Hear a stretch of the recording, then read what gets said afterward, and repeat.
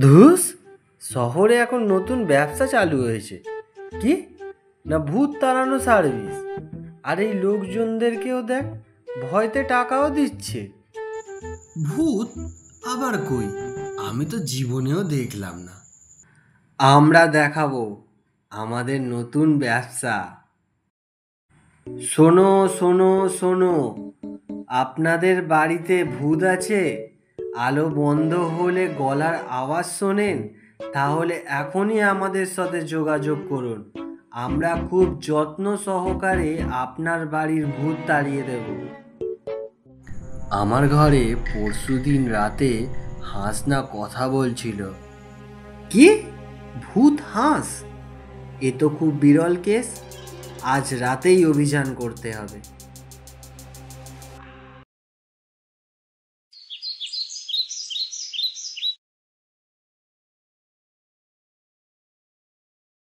নেপাল, আমরা তো ভূতের মতনই লাগছি রে। যদি আসল ভূত চলে আসে? ভূত আসে যদি আসবে, তাহলে সে আমাদেরকে ভয় পাবে। আমরা কেন ভয় পাবো? মিয়াও। ও মা গো, ভূত বেড়াল!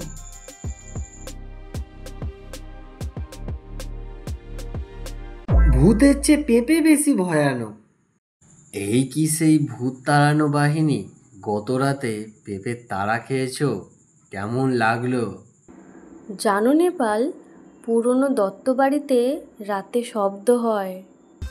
এটাই আমাদের লাস্ট চান্স। এক রাত কাটাতে পারলেই সবাই আমাদেরকে বিশ্বাস করবে।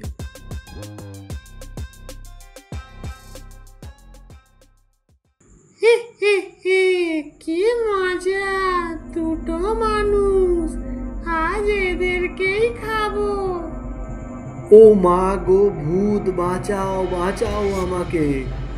ওদিক থেকে হরিপদ হাসতে হাসতে বলে, একটু ভূত হওয়া প্র্যাকটিস করছিলাম, আর কিছুই না। ভোলানাথ জ্ঞানহীন ও নেপাল মুখে কাপড় ঢেকে বসে আছে।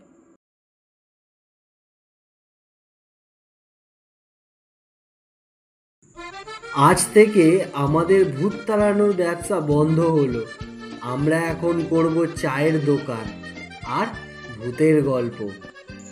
যেখানে ভূত নেই, গল্পেই ভয় বেশি।